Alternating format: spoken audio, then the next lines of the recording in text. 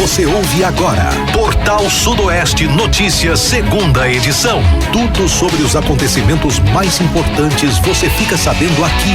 Portal Sudoeste Notícias, segunda edição.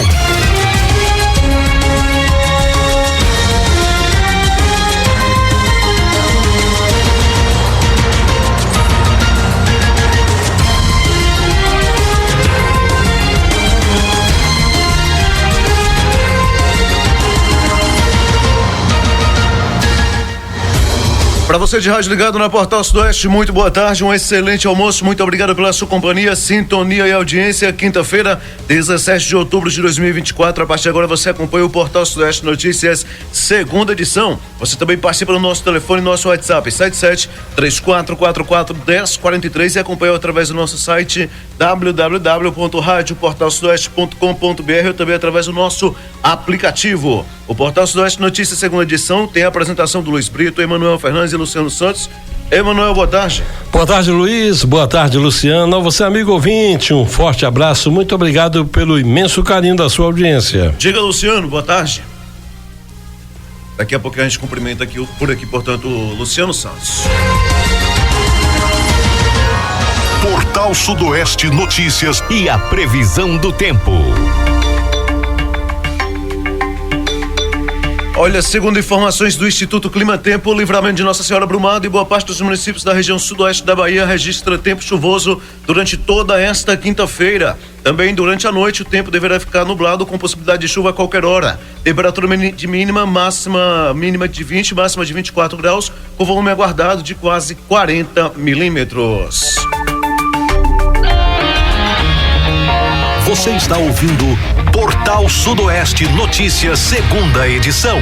Portal Sudoeste Notícias, segunda edição, está apenas começando para você. A gente agradece sua companhia, sintonia e audiência. Vamos começando então, portanto, as nossas pautas, é claro. Lembrando que o WhatsApp está aí liberado para você participar, 7734, reclamação, a sua sugestão, cobrança, denúncia, fique à vontade, participe com a gente. Polícia apreende drogas e arma de fogo durante abordagem a 2 menores em Guanambi. Policiais da CIP Sudoeste apreenderam na última terça-feira 15 na cidade de Guanambi 17 porções de substância análoga à maconha, uma porção de substância análoga à cocaína, um revólver calibre 32, uma garrucha artesanal calibre 38 e munições dos mesmos calibres. A ação ocorreu por volta das 16 horas e 50 minutos. Uma guarnição realizava, portanto, patrulhamento pelo bairro Alto Caiçara após denúncias de que um casal estaria em práticas ilícitas de tráfico de drogas e, ao transitar pela rua Alagoas, abordou o casal de menores de idade com algumas buchas de substância análoga à maconha e, ao ser indagado sobre a posse de mais algum material ilícito, o menor indicou que em sua residência teria outra quantidade do mesmo material. Ao chegar na referida residência, os policiais encontraram mais drogas e também 2 armas de fogo. Diante da situação, os menores foram apresentados junto com os materiais no plantão da Delegacia Territorial de Guanambi.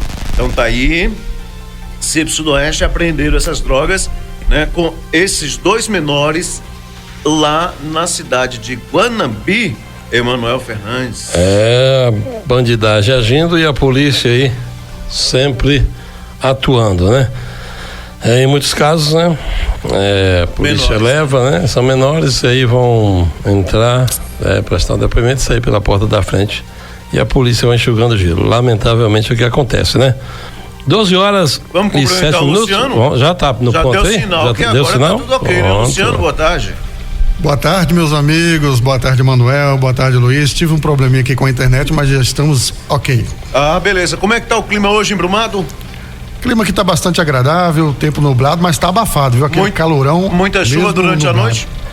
Tivemos aqui uma quantidade muito boa de chuva e tem previsão para mais chuva aqui hoje na cidade. Coisa boa, hein? E lembrando que a gente já tinha até comentado isso aqui há 2 semanas atrás, né? A gente tinha trazido a matéria sobre realmente as chuvas que chegariam aí praticamente agora, realmente nesse período, né? E graças a Deus, previsão se concretizando. Feliz demais, eu tenho certeza, muita gente já comemorando aí as chegadas da chuva, que a gente torce para que permaneça, né? É isso aí, 12 horas e 8 minutos. Eu vou dar uma saidinha da pauta aqui, mas fica na sequência a próxima para o Luciano, porque eu quero trazer essa matéria para as pessoas entenderem, né? Ou refletirem. É uma matéria para você refletir a situação, né, do ser humano, a situação da humanidade. Olha só.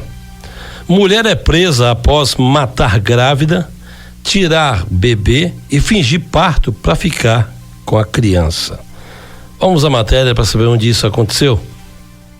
Foi presa na quarta-feira 16 pela Polícia Civil de Porto Alegre uma mulher de 42 anos, suspeita de matar uma mulher grávida para ficar com o bebê dela. Conforme a Polícia Civil, ela atraiu a mãe da criança de 25 anos até o apartamento onde vivia e cometeu o assassinato. O caso aconteceu no bairro Malho Quitana. O corpo da mãe da criança foi encontrado escondido debaixo de uma cama em um dos quartos da casa e o bebê de 9 meses não sobreviveu. As investigações começaram na última segunda-feira 14, após suspeitas da equipe de atendimento móvel de urgência do SAMU junto à criança morta. Porém, a mulher foi convencida a fazer exames que constataram que ela não poderia ser mãe. Assim, a polícia foi acionada logo em seguida. De acordo com o relato do SAMU, a polícia, o pessoal do SAMU fez um relato para a polícia e vizinhos foram quem acionaram o socorro para a jovem que estaria ganhando o neném. Porém, conforme a delegada Graziela Zanelli, responsável pela investigação, a suspeita simulou o parto, abre aspas. Ela criou uma cena de que ela teria dado à luz na sala com sangue e a criança entre as pernas dela, fecha aspas, contra a delegada Graziela, ao G1. Ainda durante as investigações, a Polícia Civil descobriu que a suspeita conhecia a família da vítima e que morava no mesmo condomínio. Assim, a mulher sabia que ela estava grávida e planejou o crime. Abre aspas.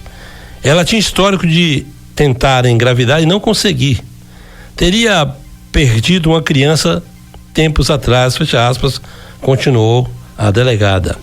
A suspeita do crime teria dito à jovem que iria presentear a futura mãe com roupas para a criança e carrinho. Assim, ela atraiu a vítima até o apartamento na última segunda-feira 14. Após cometer o assassinato, limpou o cômodo e montou a cena. Abre aspas. Ela preparou a criança para nascer no mesmo dia do aniversário dela, 14 de outubro. A princípio, inventou para toda a família e amigos que estava grávida, relatou, portanto, a delegada. A Polícia Civil identificou que a suspeita teria adquirido um enxoval para o bebê, com roupas e fraldas. Agora, a participação do marido dela no crime é investigada. O homem foi detido e a suspeita deve ser indiciada por homicídio, ocultação de cadáver e aborto. Bom, por que eu trouxe essa matéria?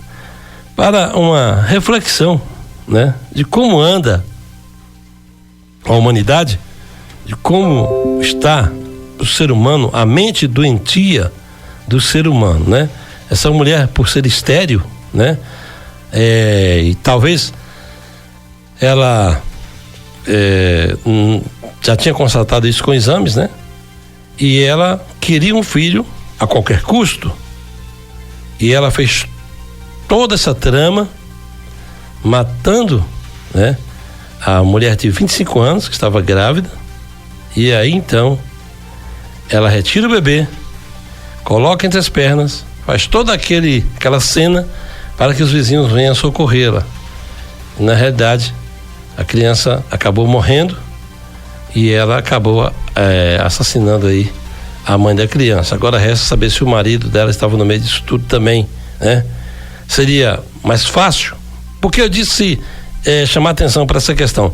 Seria mais fácil ela adotar uma criança. Tantas crianças precisando serem adotadas. Seria mais fácil ela adotar uma criança. Ela ter essa criança de forma legal, né? Pela justiça e ser a filha do coração dela, já que às vezes para fazer o outro processo é mais caro, muito mais caro. Mas ela optou por fazer toda essa trama, matando a mãe, matando a criança, e agora vai responder por esses crimes aí, do qual a polícia acaba citando, né? Que é a questão do aborto, né?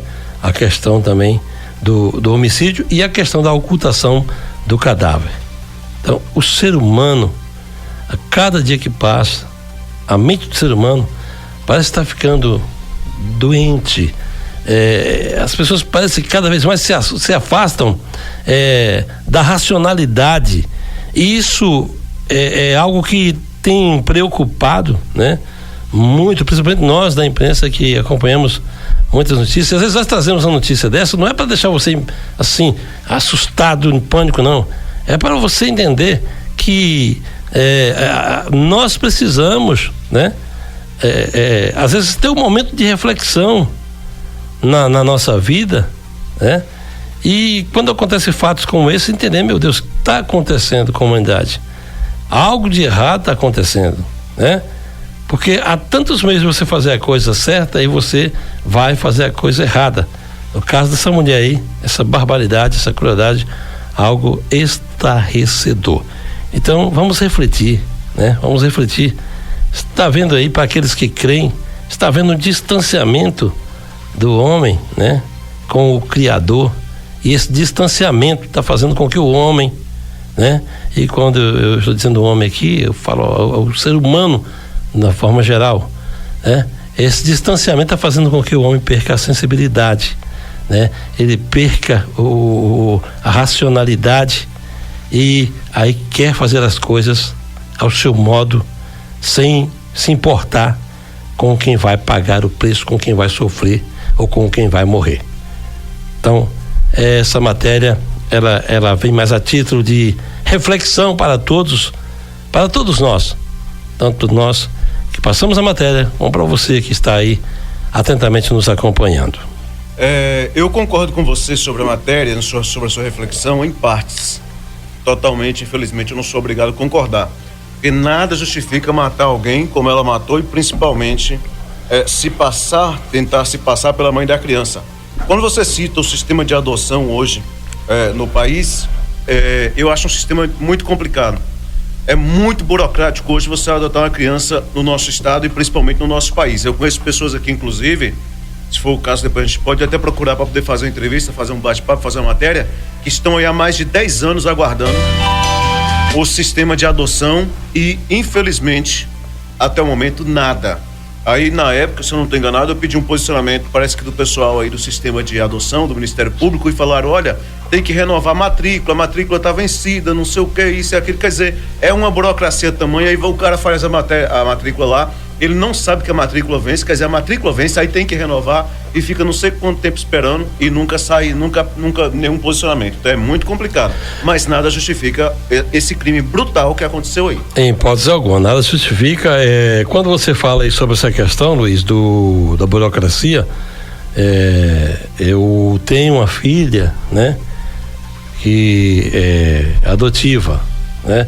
Geralmente, quando a gente adota uma criança, os psicólogos nos orientam a não usarmos muito o termo adotivo, né? Nós usamos sempre filha do coração, né? Eu tenho uma filha adotiva e passei por esse processo aí, né, de enfrentar a burocracia. Em época que a burocracia era menos, né? Era menos. Então, o que acontece?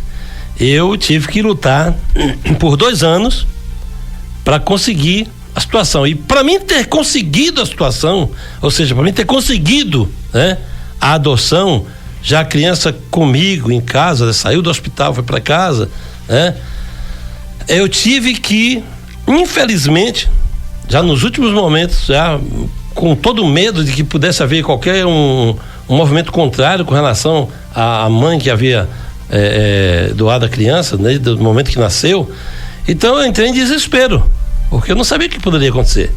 Então eu fui vítima dessa questão da burocracia, né? E o que aconteceu? Eu tive que, infelizmente, à época, fazer uma denúncia, né, no caso da juíza do caso, a juíza que estava acompanhando o processo de adoção. Eu tive que fazer uma denúncia junto à corregedoria. Fiz a denúncia em um dia, eles me atenderam prontamente e com 2 anos a adoção saiu após a denúncia na corregedoria, porque a prioridade era a criança ter um lar. e ela já estava no lar, só faltava concretizar os trâmites, oficializar o trâmite todo. E aí, após a denúncia, então sim, saiu o certidão de nascimento, tudo ok, graças a Deus. Aí eu aliviei, entendeu? Então eu concordo com você com relação à burocracia, né? Mas nada justifica ela dizer, não, eu vou esperar, eu vou lutar, do que fazer uma situação dessa aí. Exatamente. Antes de, a gente não vai ter como trazer a próxima pauta agora, eu tenho certeza que o Luciano vai comentar alguma coisa a respeito disso aí, mas a gente está com uma enorme quantidade de crianças hoje no Brasil e na Bahia também para serem adotadas, mas infelizmente a burocracia é muito grande. Está na hora de simplificar um pouco mais essas coisas aí. Inclusive, só para complementar a minha fala aqui, as pessoas que eu conheço aqui, boa parte delas tem condições plenas, tanto psicologicamente quanto financeiramente, para poder manter uma criança e mesmo assim não estão conseguindo a adoção. Luciano? Olha, vocês tocaram aí num assunto muito importante, né? Um tema muito sensível, inclusive a fila de espera hoje de adoção, ela é grande, né? Temos inclusive crianças, né, que tinha aí sua faixa etária de 3, 4, 5 anos, já estão virando adolescente, né, em abrigos. O que dificulta ainda mais a adoção? Dificulta bastante, porque quando você tem aí uma criança com 12 a 15 anos, é uma faixa etária difícil, né, para você aí educar e trazer toda a educação que a sua família foi criado e que você também quer trazer para essa criança. Dentro do tema aí do assunto da matéria que o Emanuel tocou, né? Ultimamente a gente vem refletindo muito sobre a questão das pessoas, né? As pessoas, elas parece que estão virando máquina. A gente tinha muito medo, né? Se falava muito no século passado sobre o domínio das máquinas no mundo, mas parece que a coisa está se revertendo, né? A gente está temendo o quê? O homem, o ser humano. Porque o homem parece que está se transformando numa máquina. Não existe mais sentimento, não existe mais amor, não existe mais dedicação, não existe mais compaixão com o próximo, e as pessoas estão se importando mais com o quê? Com ela mesmo, com o seu ego, né? É para mim, eu quero ter essa criança, eu vou ter essa criança de qualquer maneira, mesmo que eu cometa um crime. Então, infelizmente, fatos como esses acontecem no Brasil e no mundo. E a gente traz essa reflexão. Foi muito importante, Emanuel, ter trazido essa reflexão, porque é interessante que as pessoas reflitam sobre o amor, né? Independente de religião que você tenha aí, que você siga, o importante é que você tenha amor, que você tenha carisma, que você tenha compaixão com o próximo, e isso é muito importante, está faltando, e a gente precisa resgatar o amor nesse Brasil. Eu sou da religião católica, né? Apesar de que eu me dou bem com todas as outras religiões, vários amigos são de outras religiões, inclusive eu me dou bem com todas elas, simpatizo com todas, praticamente quase todas, mas eu gostaria de comentar o seguinte, eu tenho um pensamento comigo, isso desde quando eu era jovem, adolescente, por aí vai, até hoje eu mantenho esse pensamento e vou mantê-lo, me perdoe se eu estiver errado, quem quiser concordar, concorde, quem não quiser, paciência. Eu prefiro um ateu que viva super bem, que respeite o próximo, que tenha boas atitudes e que tenha boas ações, do que muitos religiosos que não estendem a mão para o próximo, que não consegue enxergar o seu irmão, não consegue respeitar, não consegue ser solidário. Então, em muitos casos, eu prefiro um ateu do que muitos religiosos de hoje em dia. Na realidade... Quando eu digo religiosos, digo pessoas, né? Fixadas em religiões aí. Na realidade, a religiosidade foi quem conduziu Cristo até a cruz. A religião, ela atrapalha. A religião atrapalha. Essa é a realidade. Então, se você for analisar, quem fez o julgamento de Jesus Cristo, o Filho de Deus, quando ele tomou forma humana, se você é estudioso da Bíblia ou fez teologia, vai ver e vai entender que foram os religiosos, os defensores, né, da religião. Então, religião, ela atrapalha. Então, vamos sair um pouco da religiosidade e vamos praticar a verdadeira fé. Aí sim, você vai ter uma certa intimidade com Deus, tá? E ter a sua fé e praticar a sua fé. Só com relação aí, concluindo a fala de vocês dois, do Luciano, para a gente dar sequência aqui, o que acontece? O ser humano está se transformando, né, numa coisa que não estamos entendendo mais, sem sentimentos, com o ego lá em cima, e nós pedimos às autoridades, né, que façam a parte deles também, por favor, Parem e vejam o sistema. O sistema está se perdendo, o sistema está destruindo pessoas porque vocês aumentam a burocracia, vocês aumentam a dificuldade para as pessoas terem acesso às coisas, vocês dificultam as pessoas de poderem até mesmo ajudar alguém, como pessoas, como o próprio Luiz falou aqui, tem pessoas aqui que têm condição de adotar uma criança, quer adotar uma criança, mas a infeliz da burocracia que os senhores aí, engravatados, criaram, não permitem que essas pessoas consigam adotar uma criança em tempo, né? Porque às vezes ela passa de uma certa idade aí, aquele casal já perde o interesse de adotar, porque vai ter complicações para poder criar aquela criança. Então, por favor, senhores engravatados, que são eleitos pelo voto do povo, que são indicados por deputados, por senadores, para ocupar ministérios, por favor, tomem consciência e acabem com essa porcaria de burocracia. Tudo bem que tem que haver todos os requisitos, né, para se adotar uma criança, mas que esses requisitos sejam, de uma certa forma, agilizados, né? Então, vocês não fazem. Vocês não ajudam as crianças que precisam de adoção, vocês não procuram cuidar dessas crianças, mas vocês agora atrapalham quem quer cuidar, quem quer ter essas crianças. Lamentavelmente, a burocracia precisa diminuir, os requisitos precisam existir, sim, só que os senhores aí engravatados, vocês precisam parar para pensar. Vocês não fazem, estão sendo pedra de tropeço para aqueles que querem fazer. Antes de prosseguir aqui com as nossas pautas, né? A gente sempre vai ali dar uma olhadinha no nosso WhatsApp, é onde o pessoal manda para cá a reclamação e participa, né? Ou a sua opinião também. Eu tenho aqui, olha, boa tarde, eu penso o seguinte, se a mulher não pode ser mãe, ela tem que aceitar. Foi porque não veio este mundo, foi porque veio este mundo, mas não para gerar vida. O certo seria a adoção, mas as leis brasileiras dificultam muito e tem tantas crianças precisando de pais. Lamentável essa situação, então ela concorda também com a gente aqui. Então tá aí a opinião da nossa ouvinte, né? Não falou aqui se quer que identificou não. Vamos lá. Temos o seguinte, boa tarde, Manuel, Luciano e Luiz, desculpe minha opinião, mas concordo com o Luiz Brito, viu? Um abraço para vocês, fique com Deus. Eu tenho uma amiga, né, que ficou 7 anos na fila de adoção para conseguir adotar uma criança e isso muito, mais tempo, 7 anos ou mais tempo, diz ela aqui, né? Mas graças a Deus deu certo, que bom, né? Pelo menos nesse caso aí terminou tudo bem, a gente fica até feliz demais, mas não é o caso da maioria das pessoas hoje em dia, 98%, 95% delas aí, infelizmente, a situação... Mas pra você ver, 7 anos, né? 7 anos, é brincadeira. Tá entendendo? Se fosse uma criança de 7 anos, já teria adotado aí, talvez até tenha sido o caso, ninguém sabe, né? Com 14 anos. É complicado, né? O tempo, gente, não espera ninguém não, viu? Tá bom? 12:34, continue participando com a gente no nosso WhatsApp. Vamos prosseguindo com as pautas. Homem é preso por porte ilegal de arma de fogo em Barra do Choça.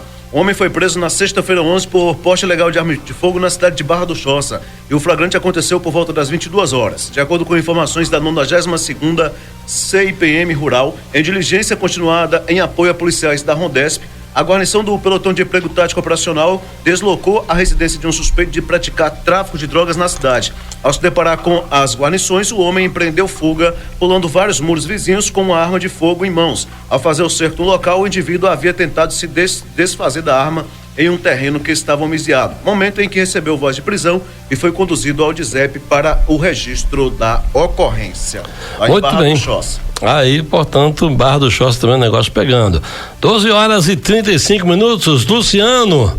Vamos aí, abrumado, Luciano. Mulheres cobram cirurgias de mamoplastia prometida no mutirão Zero Fila, né? Luciano, fica à vontade aí, Luciano. Pois é, Manuel, em Brumado, um grupo de 100 mulheres, né, cobra aí da Secretaria Municipal de Saúde, a CESAL, a realização de uma cirurgia de mamoplastia, né, que é a redução dos seios, prometida aí no mutirão Zero Fila. Ao site Achei Sudoeste, uma das pacientes que preferiu não se identificar disse que o grupo fez todos os exames necessários durante o mutirão, mas ainda não realizaram o procedimento. Abre aspas, passamos um dia inteiro fazendo todos os exames para nada. A central de marcação disse que não tem mais vaga, que teríamos que entrar numa fila de espera. Queremos uma posição, né? E esclarecimentos, fecha aspas, reivindicou. Segundo a paciente, cerca de 260 mulheres teriam feito a cirurgia. O grupo precisa reduzir as mamas em razão de problemas de saúde provocados pelo excesso de peso nos seios. Abre aspas. Tem um problema na coluna por causa do peso dos seios, precisamos fazer essa cirurgia.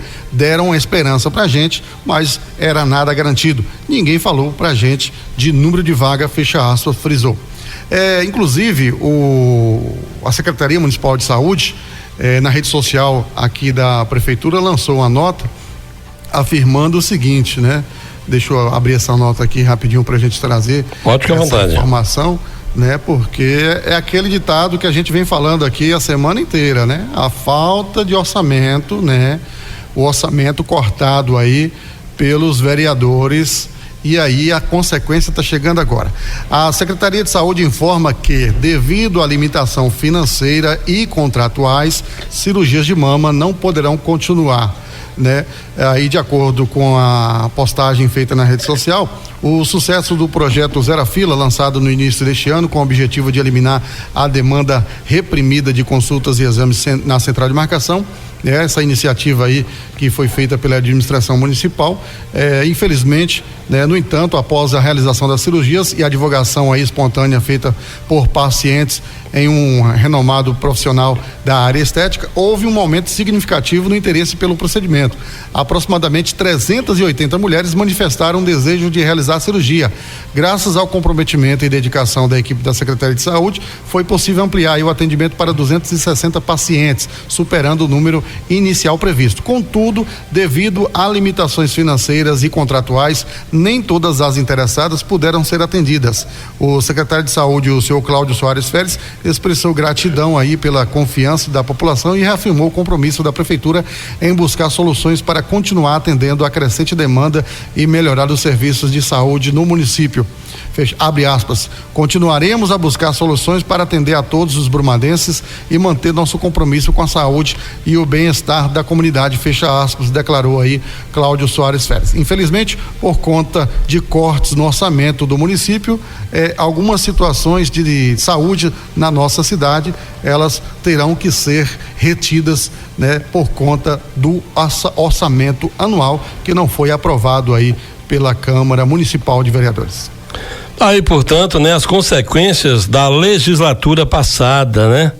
E teve eleitores que conseguiram trazer de volta aí, né? Alguns desses da legislatura passada. Olha aí o resultado. Não, atual, né? É atual, eles não vão sair ainda, né? Olha só o resultado aí da legislatura, olha só o que os senhores fizeram. Os senhores deixaram agora mulheres, né? Que tinham uma expectativa de não de uma questão de vaidade, mas uma questão de necessidade, né? De fazerem essa redução dos seios, porque estava apresentando problemas de coluna, né? E outros problemas. E elas estavam aí ansiosas, né? Cheias de expectativas. E os senhores legisladores, os senhores frustraram as expectativas dessas mulheres, que agora, né, estão aí reclamando, decepcionadas, tristes, né? E o problema persiste. Esperamos, né, que a Secretaria de Saúde, conforme foi dito aí pelo secretário, consiga, né, fazer com que essas cirurgias sejam realizadas ainda, né? Porque é lamentável. Eu me coloco no lugar dessas pessoas que estavam esperando, né? Tão ansiosas por isso aí, que fizeram todo o processo de fazer ali, né, a sua inscrição e tudo mais, e depois não acontece nada. É lamentável, porque alguém teve a ideia de ir lá e fazer o quê? Travar a verba, né? Reduzir a verba, o orçamento do município. Lamentável, e é lamentável saber que alguns desses ainda conseguiram se reeleger. Isso é mais lamentável ainda. É sinal de que a população não está atenta na hora de votar. 12h41. Vamos lá. Traficante é detido com drogas em Jequié. Um traficante foi detido por policiais militares com drogas na última quarta-feira, 16, na cidade de Jequié, sudoeste da Bahia. Conforme as informações do 19º Batalhão de Polícia Militar, por volta das 10h10, uma guarnição realizava patrulhamento pela rua Eufrosínio Almeida quando avistou o indivíduo que, ao perceber a guarnição, tentou fugir. Porém, alcançado e ao realizar a busca pessoal, foi encontrada uma quantidade de substância análoga à maconha e uma quantidade de dinheiro em espécie. Em seguida, foi realizada a varredura na localidade e encontrado um saco contendo outra quantidade de substância análoga à maconha, cocaína e crack. Diante do exposto, o indivíduo e os materiais apreendidos foram encaminhados para a delegacia, onde foram tomadas as medidas legais. Ainda segundo a polícia, o indivíduo é reincidente em tráfico de drogas. Olha, gente, aqui é o seguinte: o indivíduo que foi preso aqui, ele é reincidente em tráfico de drogas. Mas para reportar a ocorrência, o policial tem que usar o termo, né, que foi encontrada uma substância análoga à maconha, à cocaína e a crack. E o camarada é reincidente em tráfico de drogas. Então a polícia não pode sequer falar: olha, prendemos um elemento reincidente no tráfico de drogas, ele estava com maconha, cocaína e crack. Agora se limita a falar com a imprensa, imagine para agir. Boa observação. Se para falar com a imprensa a polícia está tendo que ter todo esse cuidado, imagina agora na hora de agir. Então é o poste mijando no cachorro no país brasileiro, lamentavelmente. Nossa próxima pauta diz o seguinte: prefeito eleito cobra escolta da PM, contrata segurança e evita exposição em Jussiape. Falamos desse caso ontem aqui, né? Uhum. Olha, o prefeito eleito da cidade de Jussiape, na Chapada Diamantina, José Santos Luiz do Avante, tem evitado se expor publicamente após as ameaças de morte recebidas na sequência de sua vitória no pleito municipal. Ao site Achei Sudoeste, o prefeito relatou que o seu filho, Guilherme Luz, presidente do Avante no município, recebeu uma ligação de um número desconhecido. Do outro lado da linha, uma pessoa afirmou que ele não tomaria posse, pois seria assassinado ainda no mês de dezembro. Medo a gente tem, mas somos pessoas públicas e não podemos recuar. Estou de cabeça em pé e disposto a defender a minha cidade, falou aí, portanto, ao Achei Sudoeste. Luz contou que foi obrigado a contratar segurança privada e requisitar a escolta da Polícia Militar a fim de garantir a sua integridade. Hoje me sinto mais seguro, acrescentou, portanto, aí. Vale lembrar que em 2012, como o Luciano já tinha até falado ontem aqui, né? Uma chacina deixou 4 pessoas mortas. Entre as vítimas estava o prefeito reeleito à época, Procópio Alencar, a esposa dele, Jandira Alencar, um gerente da Embasa, né? O Ordelange Novaes e o atirador Cláudio Honor Galvão de Oliveira, o Colon e Santos. E Santos tem tomado todas as medidas de segurança para se precaver diante das ameaças. Um boletim de ocorrência foi registrado na Polícia Civil e o inquérito foi instaurado para investigar o caso. Então tá aí, a gente tinha até comentado ontem aqui, né, sobre as possíveis medidas de segurança que ele poderia tomar para poder preservar aí, né, a sua integridade física e mesmo a sua vida, e pelo visto já tomou essas providências, né? Escolta armada e também aí cobrando também uma segurança também por parte da PM. Agora, eu acho assim, no caso aqui já em 2012, né, com essa chacina lá, onde morreu o prefeito reeleito, né, esposa e gerente da Embasa, eu acho que já, não sei, eu não posso estar até equivocado aqui, mas a Polícia Federal deveria ter dado uma investigada ou uma força-tarefa, alguma coisa do tipo, porque o fato se repete. Alguém foi eleito e está ameaçado de morte. E aí, então, alguém, né, tem uma coisa que precisa ser mais investigada, mais a fundo. Eu acho que aí, sei lá, poderia passar esse caso aí para a Polícia Federal para poder pegar o fio da meada desse negócio aí, porque é complicada a situação em Jussiape, viu? Falando nisso, o pessoal tá mandando aqui, né, a respeito de Jussiape, né, toda a zona rural da cidade aí, segundo o pessoal lá, por conta de supostamente os vereadores, a Câmara não ter assinado lá a verba para combustível, né, portanto, o pessoal lá sem transporte escolar. Gente, estamos aguardando o posicionamento da prefeitura, né? Eu entrei em contato aí, a assessoria de comunicação do prefeito falou que iria retornar aqui o contato, lembrando que isso é de interesse da própria prefeitura, esclarecer realmente para a população, para a região sudoeste, o que está ocorrendo e tal, e por aí vai. E até agora nenhum retorno. Então a gente não sabe realmente o que está ocorrendo exatamente. A gente precisa de mais detalhes, mais informações, mas a gente não está conseguindo contato com o pessoal aí da prefeitura. O contato consegue, só não consegue o retorno. Não consegue retorno, exatamente. Não estão nem aí para dar satisfação ao povo, essa é a realidade.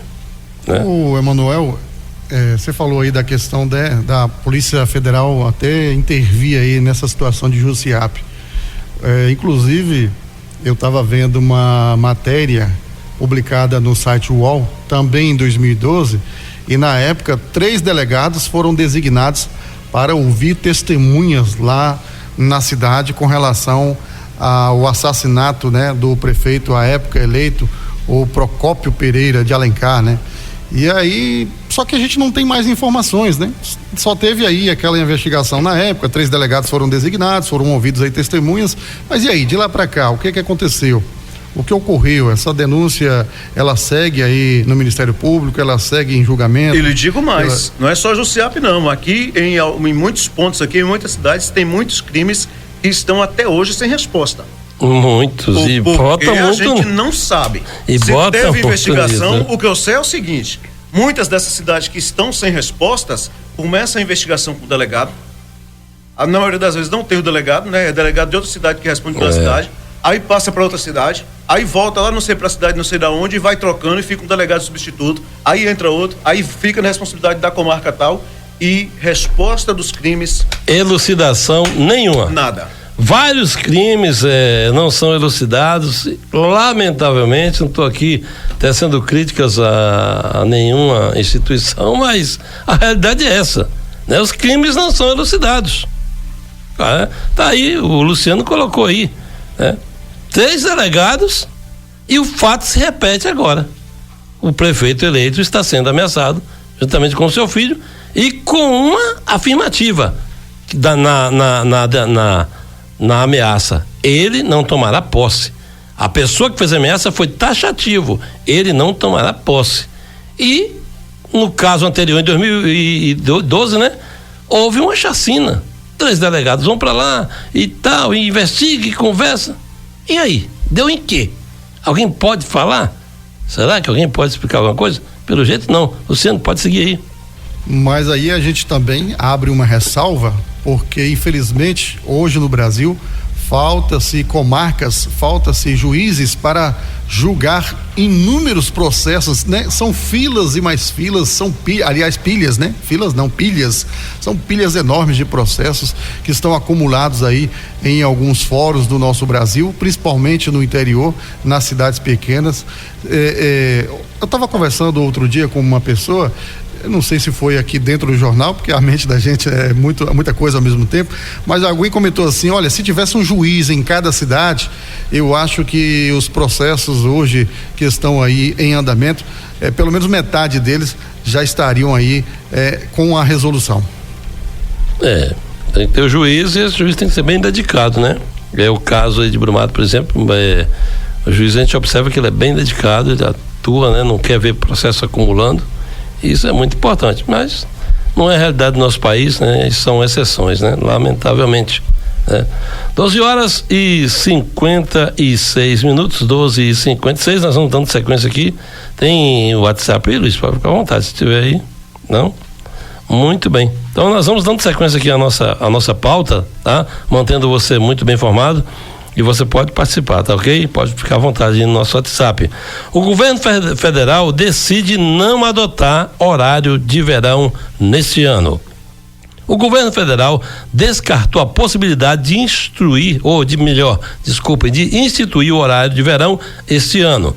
De acordo com as informações da Agência Brasil, a decisão foi anunciada na quarta-feira 16 pelo ministro de Minas e Energia, Alexandre Silveira, horas após se reunir com representantes do Operador Nacional do Sistema Elétrico, ONS. Abre aspas, chegamos à conclusão de que não há necessidade de decretação do horário de verão para este período, esse verão, fecha aspas, declarou Silveira durante a coletiva de imprensa na sede do Ministério em Brasília. Abre aspas, temos a segurança energética assegurada, é o início de um processo de restabelecimento da nossa condição hídrica, ainda muito modesto, mas temos as condições de chegar, depois do verão, em uma condição de avaliar a volta desta política para o verão de 2025, 2026, fecha aspas, acrescentou aí, portanto, o ministro, defendendo a eficácia da medida em determinadas circunstâncias, ou seja, ele acha que em determinadas circunstâncias o horário de verão realmente faz sentido, deve acontecer, mas desta vez não há necessidade do horário de verão, decidiu aí, portanto, né, o ministro. Muito bem, agora 12h57, Polícia Federal investiga associação criminosa atuante em furtos eletrônicos na cidade de Vitória da Conquista.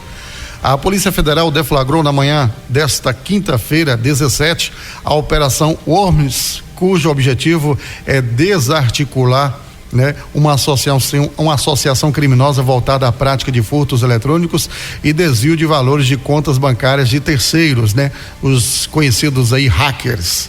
A operação é um desdobramento aí da operação Não Seja um Laranja, deflagrada aí pela Polícia Federal no ano de 2022 em todo o território nacional.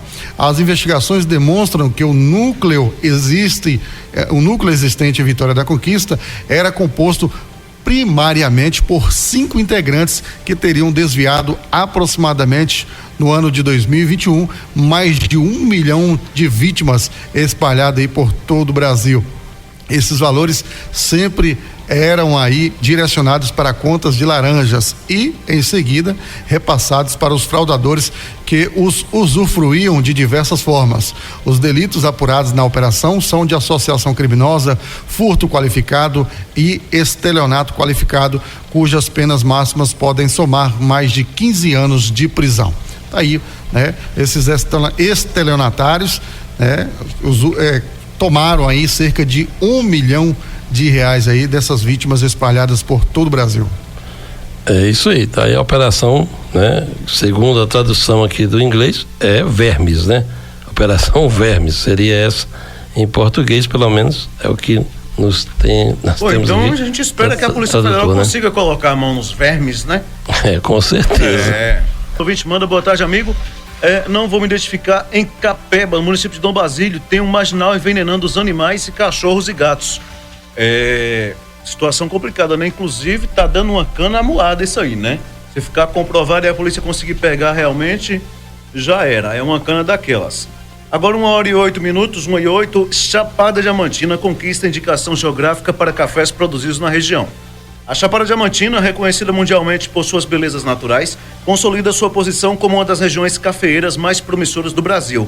O café produzido nessa região montanhosa da Bahia acaba de receber uma indicação geográfica na modalidade de denominação de origem. Esta é a primeira denominação de origem da Bahia. O reconhecimento reivindicado pela Aliança dos Cafeicultores da Chapada Diamantina destaca a qualidade superior e as características únicas do café da região.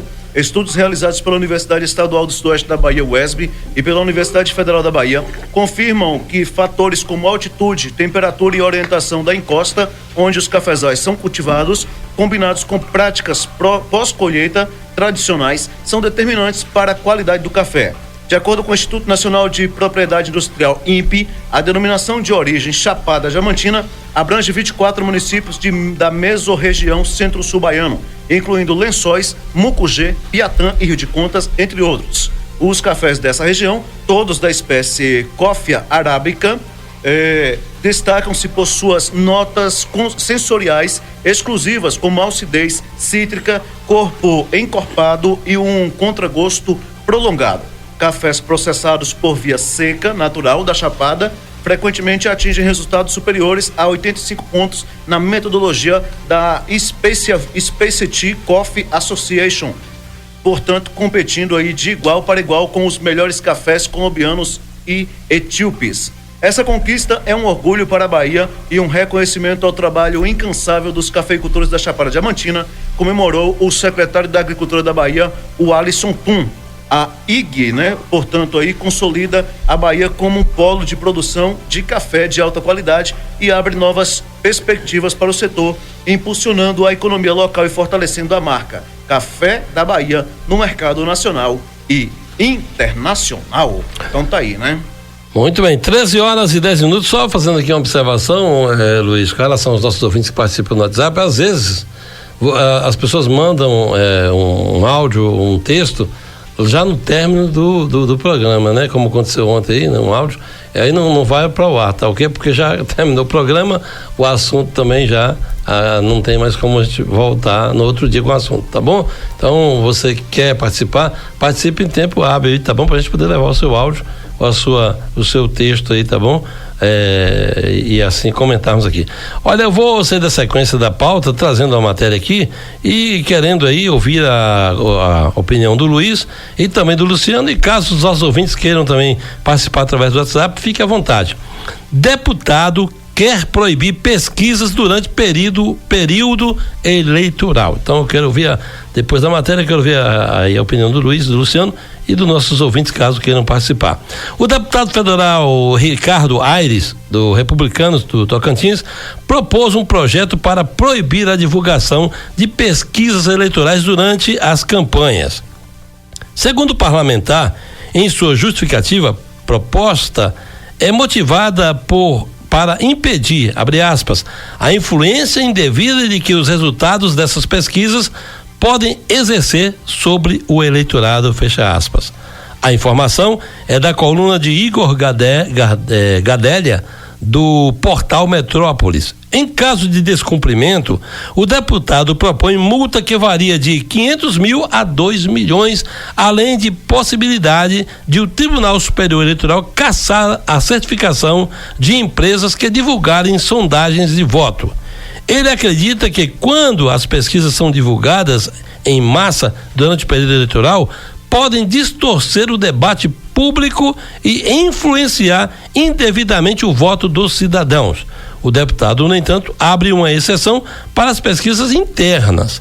De acordo com a proposta, os levantamentos feitos dentro das próprias campanhas podem continuar acontecendo. Luiz e Luciano. Eu acho o seguinte, eu acho que essa questão de pesquisa já era para poder estar analisando, pelo menos, muitos fatores há muito tempo, visto que tem muitos institutos vagabundos por aí afora, no nosso país, que pesquisam apenas por interesses financeiros, sabe? Certamente recebe para fazer aquilo ali, entendeu? Então eu acho que já deveria estar se analisando realmente toda essa questão aí.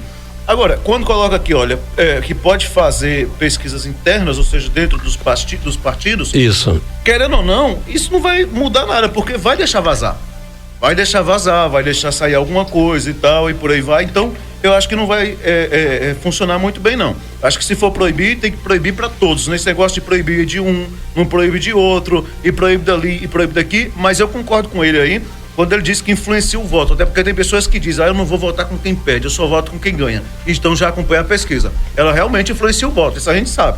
Então, alguma medida tem que ser tomada. Luciano. Essa questão de pesquisa tem que ser banida realmente, né? Porque muitas fake news acabam saindo, né? E dizendo, empresa tal fez tal pesquisa e registrou essa pesquisa lá no TRE, montam lá uma plataforma, criam uma página, tem situações, aqui na cidade de Brumado chegaram ao ponto de criar uma página de notícias, né? Para veicular aí falsas pesquisas, né? Então, olha o ponto que chega. E isso influencia muito, porque o eleitor, às vezes, ele deixa de votar no candidato pelas suas propostas para votar naquele candidato que supostamente estaria na frente nas pesquisas, enfim. Então atrapalha muito o pleito municipal, estadual, federal, enfim. Deve sim acabar com essa questão de pesquisa, mesmo aquela pesquisa interna, né? Como o Luiz colocou aí, essa pesquisa interna, ela acaba sendo vazada aí nos grupos de WhatsApp, nas redes sociais, e isso influencia muito. Então, não é bom pesquisa eleitoral para qualquer situação aí, seja nas eleições municipais, estaduais e também para presidente. Bom, eu comungo da linha de raciocínio dos senhores, né? Já que é para acabar, tem que acabar com a pesquisa feita pelos institutos e também com a pesquisa interna. Acaba com tudo, tá? Porque dessa forma não vai influenciar o eleitor em hipótese alguma. Concordo plenamente. Você quer saber uma situação boa para as eleições? Debate.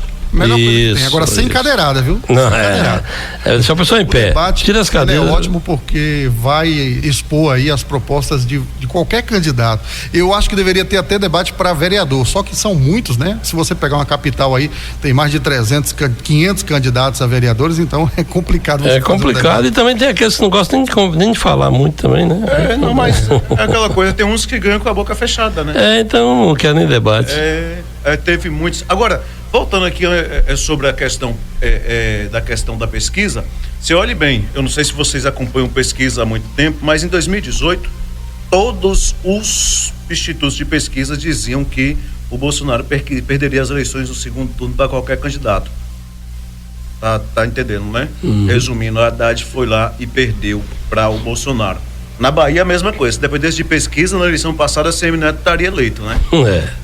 E olha o que aconteceu. Então, assim, às vezes esse negócio de pesquisa é só para ludibriar mesmo, é só para tumultuar o pleito.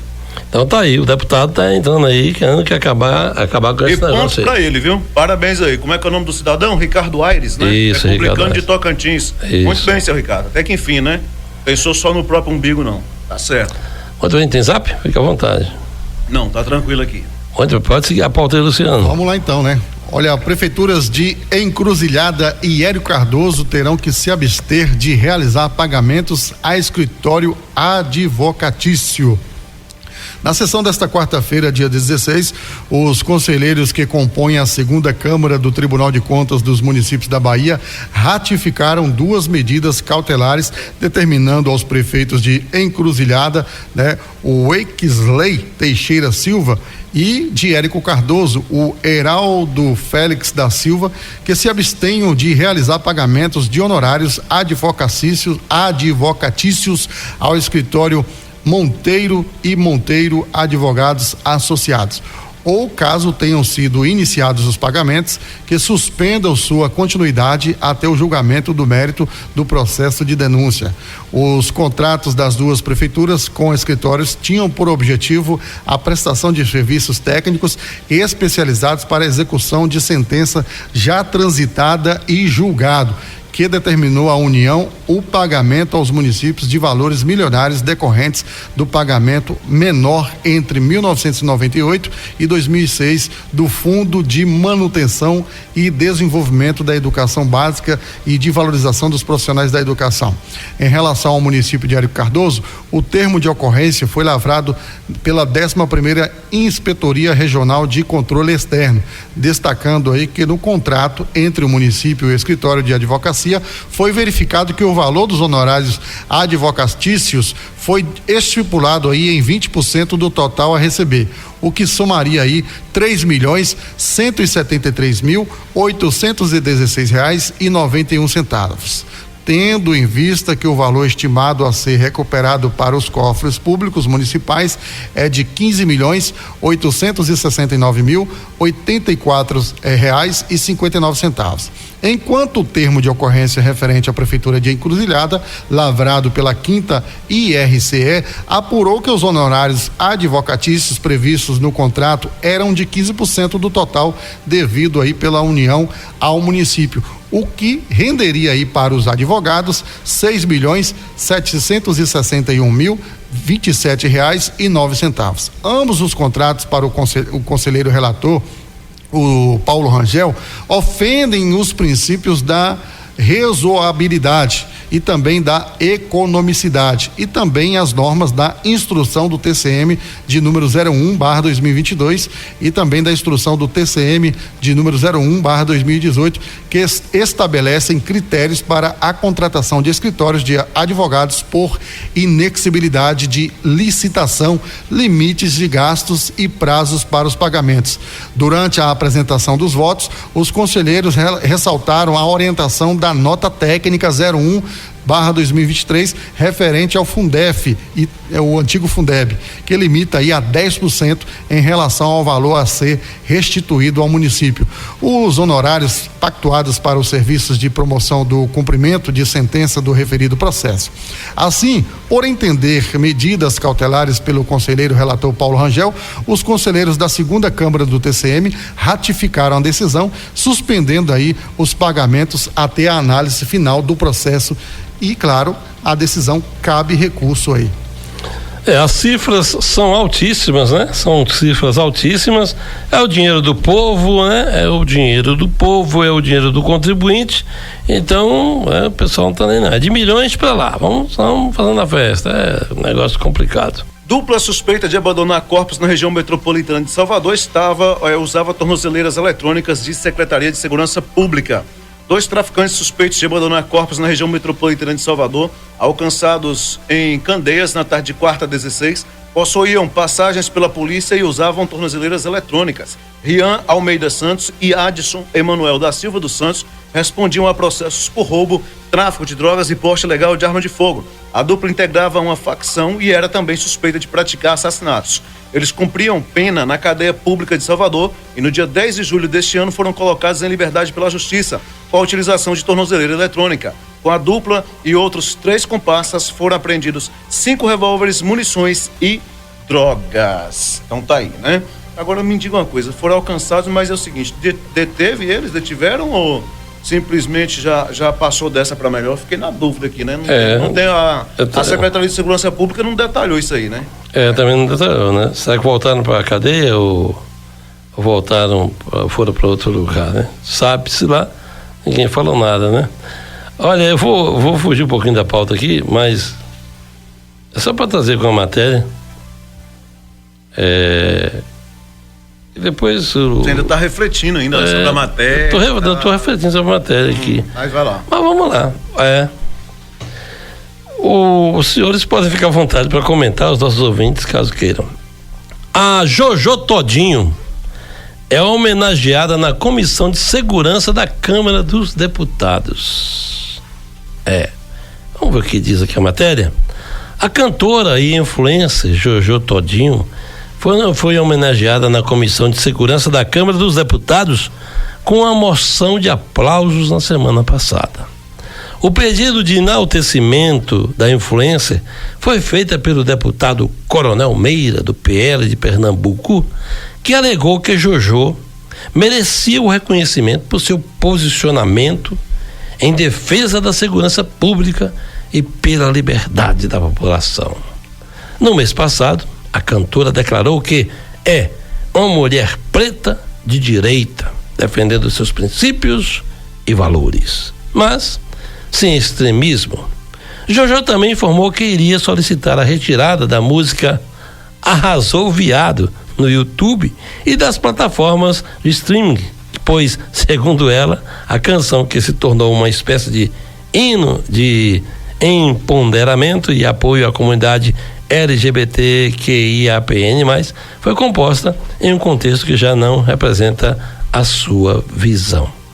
A pergunta é para os senhores Luiz e Luciano: essa comissão de segurança, esses nobres deputados que ganham vultuosos salários pagos em dias, que ganham, né, as suas regalias com transporte, né, oficial, com segurança, com sei lá, vale não sei o que lá, e vale tudo, vale tudo, com vale tudo. Será que esses deputados não tinham uma coisa mais interessante para fazer? Com tanta coisa acontecendo no Brasil, com o povo se ferrando, os caras param um negócio para fazer uma comissão para dar uma moção de aplauso para Todinho. Ela foi elogiada por... Nada contra Todinho, nada, aqui não tem nada. Aí a pouco eu falo, porque é Todinho, porque é preta, porque é assim, não. Eu só digo o seguinte: nós temos coisas mais importantes para ser tratadas no país. E não ficar dando moção de aplauso aí, porque a menina que é a Todinho, ela é uma cantora que declarou uma mulher preta, de direita, defendendo seus princípios e valores. Parabéns pra ela, e que todas as mulheres façam isso, sejam pretas, sejam brancas, sejam pardas, que continuem fazendo isso. Ela foi homenageada só por isso aí? Só por isso. Isso foi por um quê? Não sei o que de segurança? Segurança, porque ela disse que... Eu acho que foi por causa dessa música aqui, ó.